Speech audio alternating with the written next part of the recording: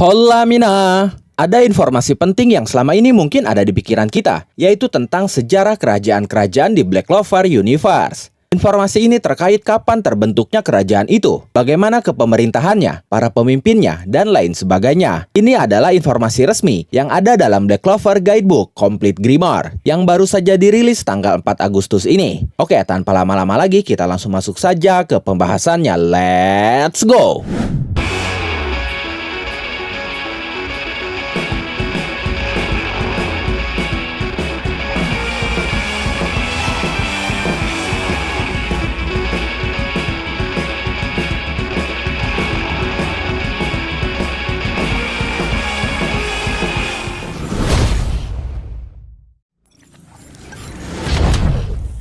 Sebelum masuk ke alur ceritanya, buat kalian yang kebetulan sering mampir tapi masih belum sempat subscribe Animangatik, ayo luangin waktu 1 detik aja buat pencet tombol subscribe-nya sekarang juga. Karena subscribe itu gratis dan gak rugi buat kalian. Kita sama-sama kawal channel ini biar segera menyentuh angka 100.000 subscriber. Dan sekarang tinggal 9.000 subscriber lagi. Terima kasih banyak buat dukungan luar biasa kalian selama ini. Clover Kingdom, rebutan kekuasaan kuno.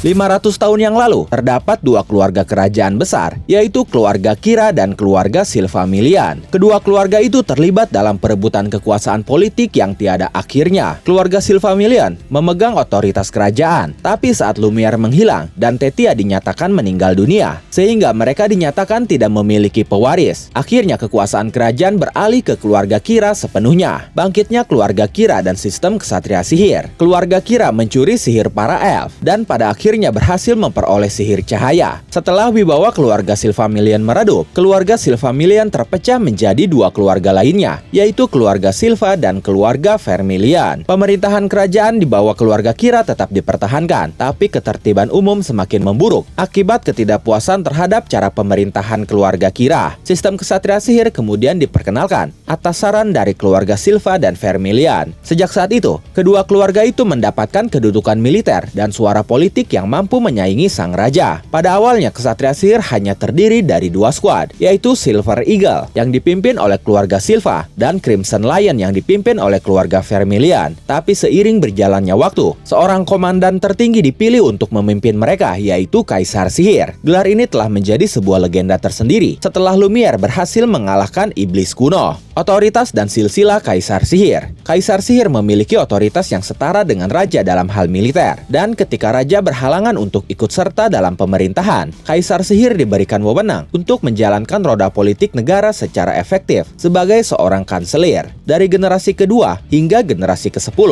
Kaisar Sihir selalu berasal dari keluarga Silva atau keluarga Vermilion. Tapi seiring berjalannya waktu, para kapten dan para anggota berganti di setiap generasi. Skuad-skuad baru ditambahkan, dan prestasi mulai memegang bobot yang jauh lebih besar dalam pemilihan Kaisar Sihir. Kaisar Sihir pertama yang dipilih dari luar kedua keluarga itu adalah Princia Vanibani, yang merupakan kapten dari skuad wanita Blue Rose. Dan sejak awal dibentuknya Kaisar Sihir ini selalu dipilih dari kalangan para kapten. Asta menjadi yang pertama yang dipilih, bukan dari kalangan kapten dan bukan juga dari kalangan wakil kapten, tapi dia hanya anggota skuad biasa. Asta dipilih murni dari prestasinya yang melampaui para kapten sekalipun. Asta pun menjadi Kaisar Sihir pertama yang berasal dari rakyat jelata. Spade Kingdom, kedatangan keluarga Zogratis. Sekitar 500 tahun yang lalu, para pemukim dari wilayah utara datang dan menetap di benua itu. Mereka adalah keturunan dari garis keturunan Zogratis yang diasingkan dari negeri asing karena menggunakan ilmu terlarang, dengan diberdayakan oleh ritual pengikatan iblis yang diwariskan dalam klan mereka. Mereka dengan cepat menginjak-injak dan mengusir penduduk asli wilayah itu, lalu mendirikan kerajaan yang besar di sana. Mengikuti simbol Grimoire yang diperoleh di tanah itu, kerajaan itu dinamai Spade Kingdom atau Kerajaan Spade. Pangeran Kembar dan Dewa Iblis. 100 tahun kemudian, lahirlah Pangeran Kembar di keluarga kerajaan Zogratis. Mereka sangat kuat dan ingin membawa kemakmuran bagi kerajaan. Tapi ketika raja meninggal dunia, perebutan kekuasaan pun terjadi. Sang ratu pun meninggal dan kedua saudara kembar itu saling menyalahkan satu sama lain. Dengan dikuasai oleh kebencian, mereka berubah menjadi iblis kuno atau Dewa Iblis. Dan setelah menghancurkan keluarga kerajaan Zogratis, mereka terus bertempur. Restorasi keluarga Green Burial.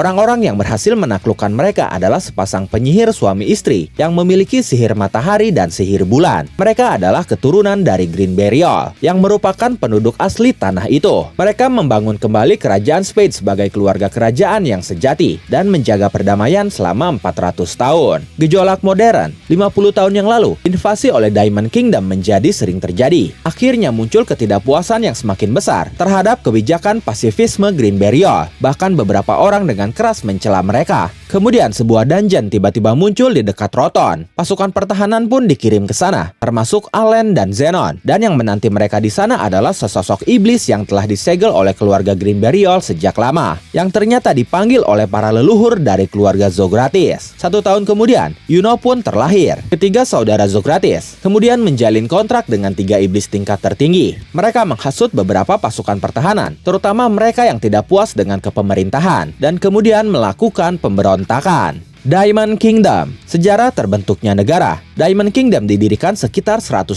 tahun sebelum era cerita saat ini oleh seorang pria yang memberanikan diri pergi ke reruntuhan kerajaan bawah tanah milik para kurcaci di dalam zona sihir kuat. Meskipun mineral di sana sudah habis ditambang, pria ini terus menggali lebih dalam hingga akhirnya berhasil menembus ke permukaan dan menemukan tambang berlian. Dia kemudian membangun seluruh bangsa di tempat itu. Perekonomian dan kejatuhan. Meskipun kaya akan mineral, tanah itu tidak memiliki sumber daya makanan, sehingga mereka mengandalkan perdagangan dengan kerajaan Spade dan juga kerajaan Clover. Pada akhirnya, Morris bangkit memegang kekuasaan dan melakukan segala hal keji yang kalian ketahui dari manga. Setelah itu, Mars membongkar kejahatan Morris yang kemudian jatuh dari kekuasaannya dan memunculkan tanda-tanda revolusi menuju bangsa yang damai. Tapi tepat setelah itu, Zenon menyerang dan memusnahkan mereka seorang diri, menculik para petarung terkuat, serta membebaskan Morris yang kemudian mengajukan suaka, yaitu perlindungan politik kepada kerajaan Spade. Setelah itu, Mars mempercayakan pembangunan kembali kerajaan Diamond kepada Veremena yang memiliki garis darah bangsawan, yang memiliki garis keturunan bangsawan, sementara dirinya sendiri demi mendapatkan kekuatan yang lebih besar. Dia berangkat bersama guru dan rekan-rekannya menuju desa kurcaci yang legendaris, Heart Kingdom.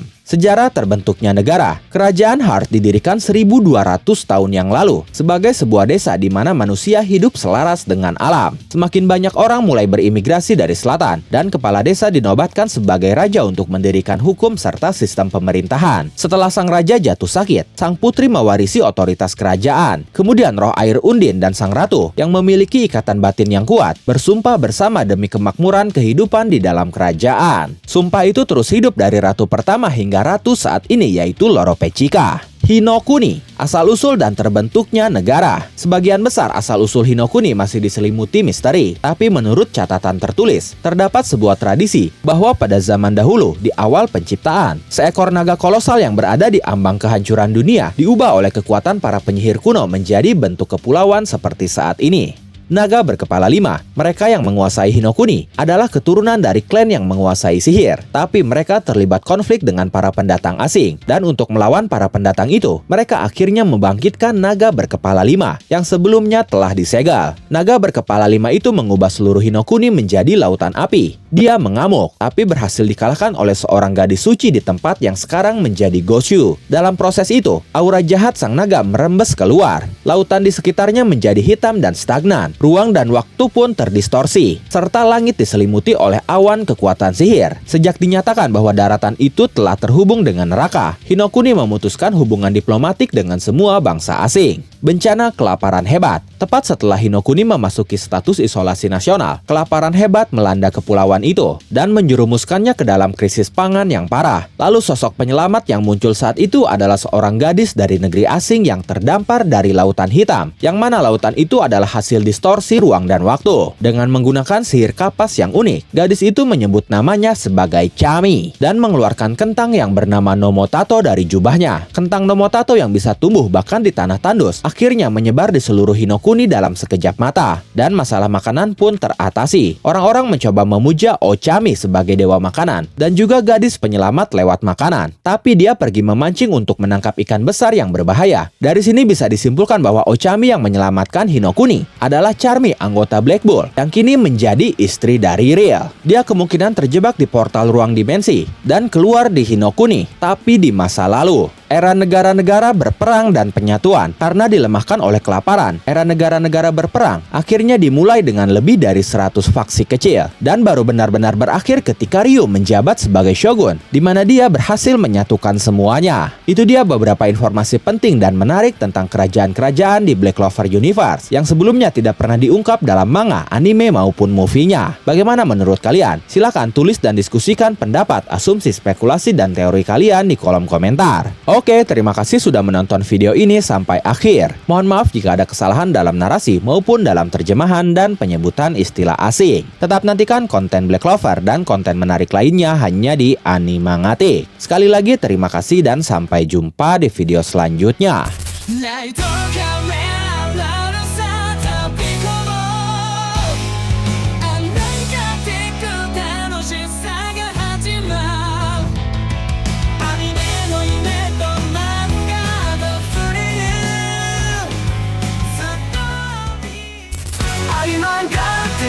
バイブスを感じてアニメの魔法一緒に乗ろう漫画のページがめくれて生き生きと旅に参加して私たちと共に